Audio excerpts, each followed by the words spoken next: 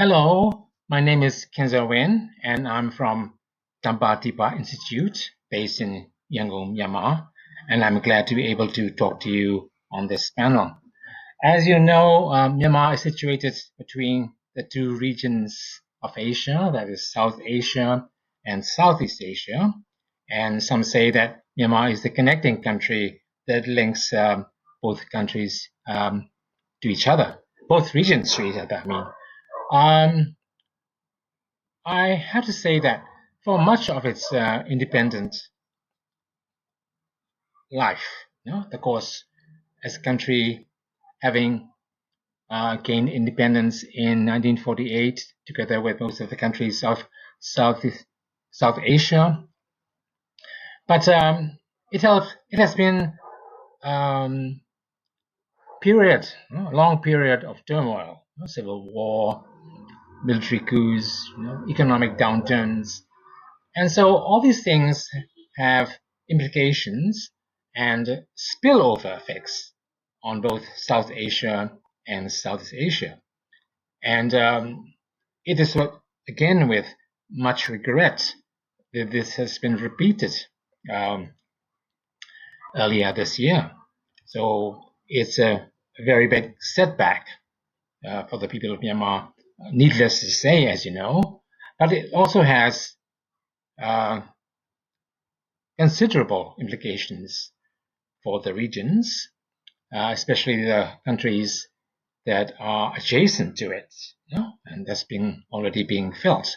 So I hope that with this talk, I'll be able to enlighten you on some of the inner workings of the country and the situation, and perhaps find a way out of it, because we always have to find ways out of crises, and that's what I've been doing ever since February. And there are very few people who are inside the country and who are given a chance to speak regularly about the situation to listeners abroad. Well, first of all, the coup. Well, what is the background of the coup? Well, there have been lots written, and a lot of people have talked about it. In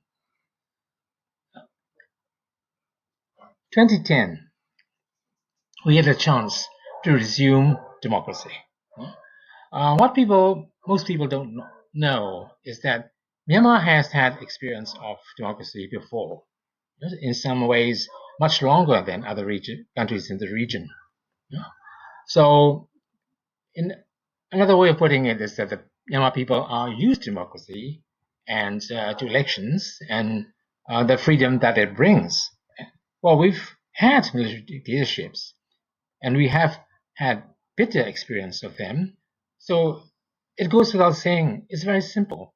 The Myanmar people do not want to return to any kind of democracy or any kind of dictatorship, I mean. So that is really behind all the disturbances, as they say, the protests, and the civil war. Well, it's really sometimes ridiculous to speak of civil war in Myanmar because it has never gone away. Since 1949, we've had a civil war. It is ethnic, and also because of the communist insurgency. And there have been ups and downs, a few years of relative peace, but unerringly, it again and again reverts to war. So the actual reasons, the proximate reasons for the coup, is that the commander-in-chief of the armed forces has been complaining about irregularities in the voting in last November's elections. Myanmar's terms of office are for 5 years, and so if you count the resumption of democracy from 2010, there have been 3 elections altogether. But this time, he made it a big issue, and he said his men in civilian clothes were making observations at the polling booths and there have been irregularities, and he called upon the Elections Commission, the president, and finally the parliament to press his case.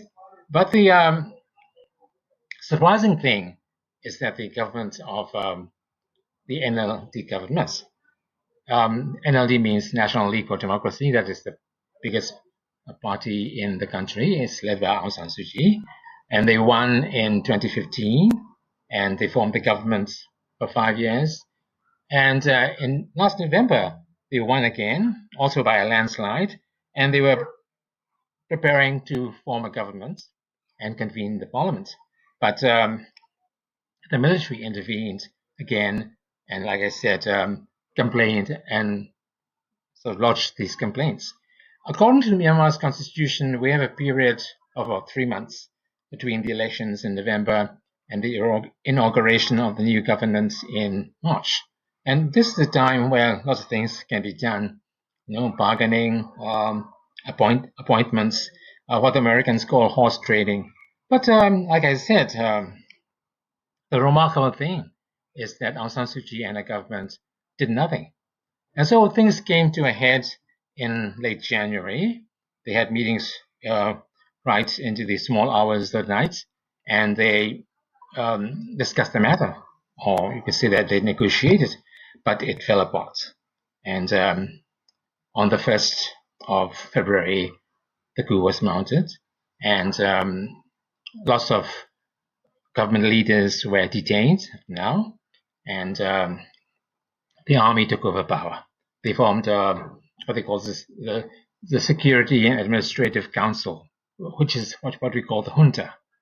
And there's an advisory board, and they formed a cabinet. There's no parliament as yet, but they appointed ministers and deputy ministers, and they've been trying to run the country ever since. And this went on for about 3 weeks, and